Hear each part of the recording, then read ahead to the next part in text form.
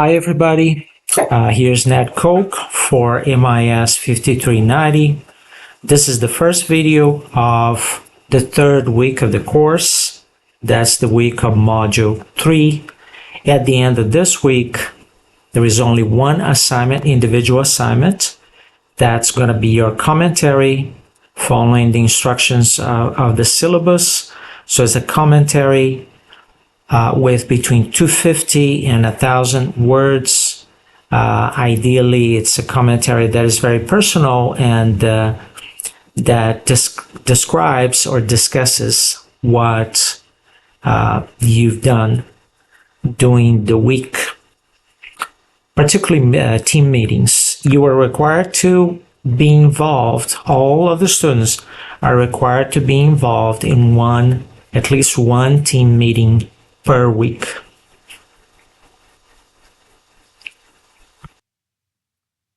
Of the commentaries submitted for Module 2, there is only one that I recommend to be redone, and that's this one by Benjamin. And the reason is that it does not have 250 words. It has 130 something, so it does not meet the requirements. So you can redo it. Just reply to your own comment with a commentary that meets the requirements of the syllabus. So at least 250 words. And you can do this, I suggest you do this as soon as possible, not to have this component of the assignments, which affects the grades, of course, affect your grade. I also said that I would highlight one commentary as a model to be followed. In this particular course, these commentaries, they are free, so you can write anything you want. My recommendation is that you talk about what you've done during the week. And ideally, these commentaries should be personal. So they should convey the image that you are talking from your own first-hand experience. And there were several that were like that, so several are very good. I will highlight this one by Brian because it's the most personal of all of them. It's not because he mentions me and is complimentary of me. That has nothing to do with that. It's more because it was highly personal. So this is a good model to be followed by other students. I also would like to emphasize the leadership and the facilitation provided by Angela, who also wrote a very good commentary. But Angela did more than that. She has been a leader in the course, and also she is the team leader.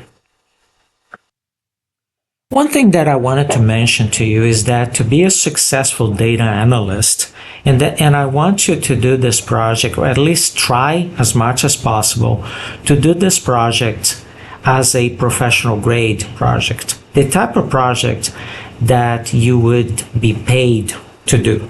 I'm not requiring that you be paid, but what I want you to do is a project that you could present the report to anyone as a model report, and that would be would impress others. Now, as a data analyst, if you were working for a company doing an analysis on their data for them and making recommendations, most likely you would be presenting that. You would provide a report and then you would present it. And you would present to their own data analysts, which means you have to know the data analytics jargon that is part of this project and that is discussed in the textbook for this course. But you would also be presenting to executives of the organization, of the business, and you have to have an understanding of the business to talk to them and even to collect data. So, and this is super important. In fact, to be successful as a data analyst, you have to know the business that you're analyzing. It's not enough to know the data analysis techniques. Even if you are very good at the data analysis techniques, how to use a software like WarPLS or any other software, you also need to know the business.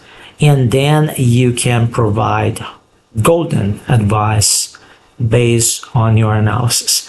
And if you, as soon as you decide what company you're going to work with, or maybe even before, if you're considering several companies, what I would recommend is that you analyze those companies if the data is publicly available. If not, analyze companies in the same sector that are publicly traded.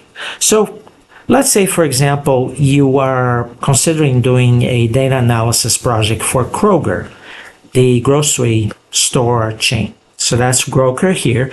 So Kroger. So this is Google Finance. This is the 5-year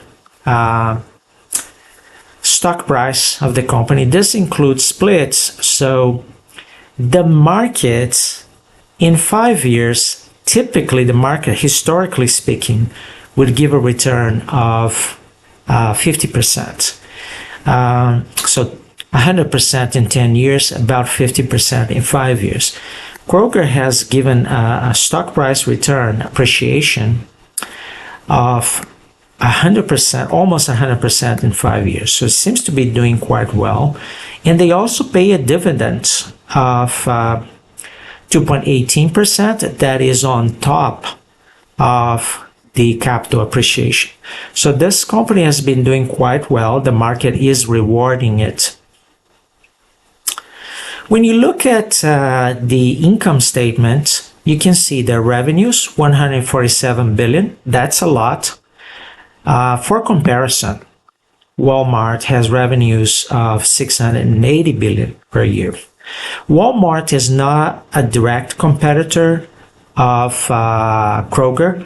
Walmart also has grocery stores in their stores, right? Some of them have grocery stores. Actually, quite a few of them have. But it's in the same industry. Note that Walmart for 2025 had a net profit margin of 2.85%. Let's see, 2024, about the same, a bit more than 2%. Kroger's profit margin in 2025 was 1.81%, so a bit tighter, and that was an improvement from the one in 2024. So they're increasing their profitability, but they are in an industry that has very narrow profit margins.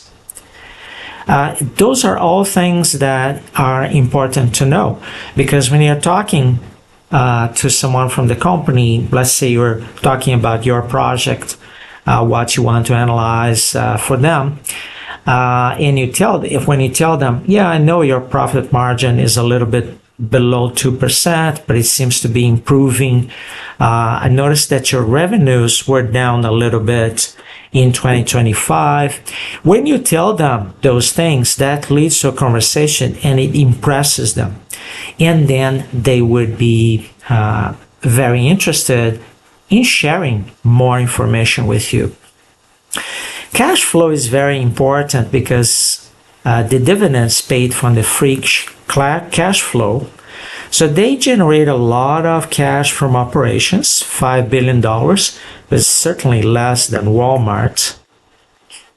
Walmart's cash flow is like enormous. So cash from operations, 36 billion, free cash flow, 7.86 billion. So it's pretty impressive. and they have a lower dividend yield than Kroger.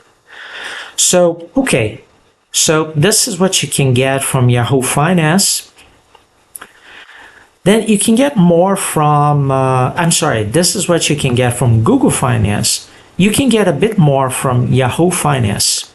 So this is the statistics area for Kroger on Yahoo Finance.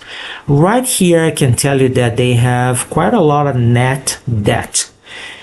When this number here, market cap, is lower than this one, that means that the company has net debt, meaning they have less cash and debt.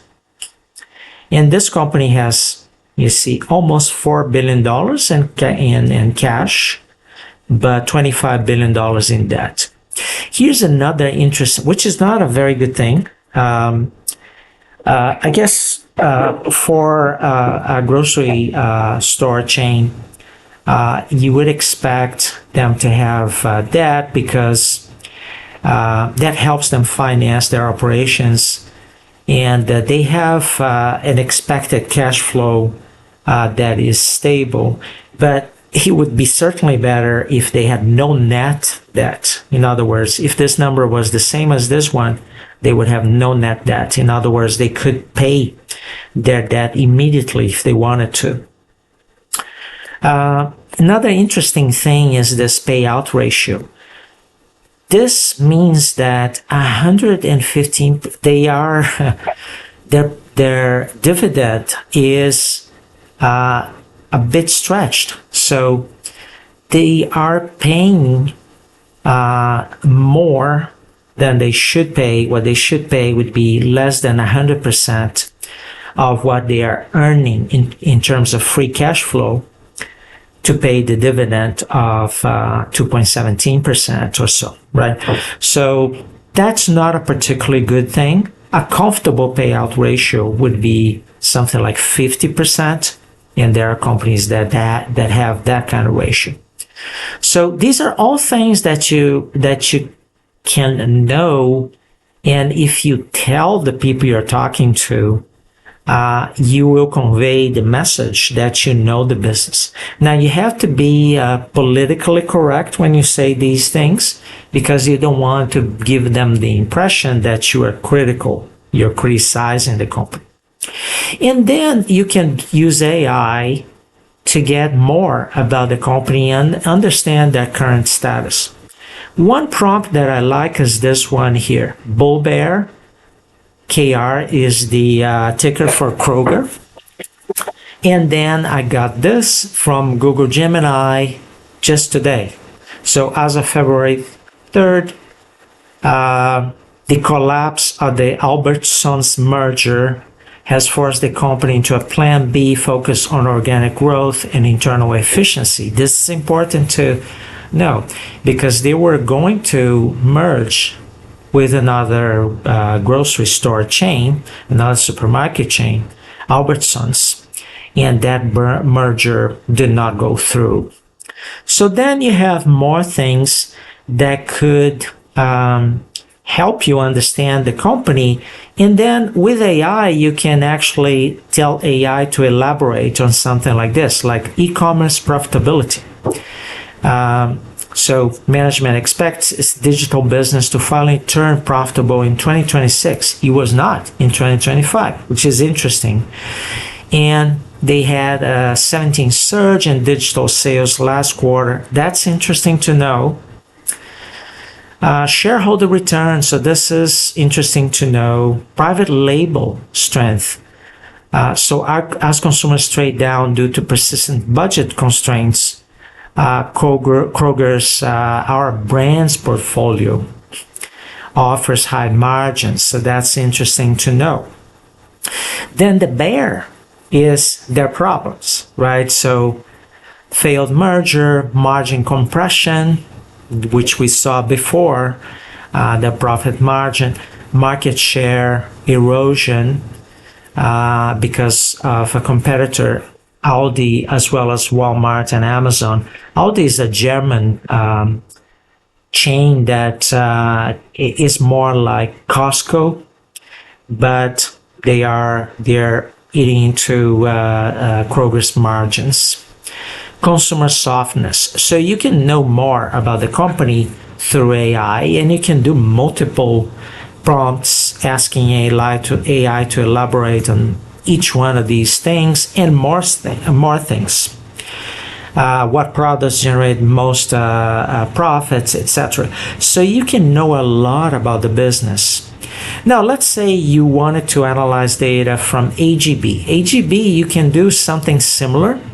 Bull Bear, AGB, and then maybe within parentheses, supermarket chain in Texas. And then AI will give you, but not as much. But it may give you some very interesting things, but not as much. But we know that AGB operates in the same industry as Kroger. So studying Kroger helps you understand AGB. AGB is probably facing similar issues. So that's how you make yourself valuable and you set your project up for success. So that's what I had for today. As a reminder, next week, in addition to your individual assignment, I also expect each team to submit their project file with an analysis already conducted and an Excel spreadsheet with the data and in the format that I discussed in my previous video, so that I can provide feedback to you, because most likely your project will not be your analysis will change after the recommendations I make. So this is for next week. So it's a lot of work for you to do to have that done by next week. Okay, so thank you for watching.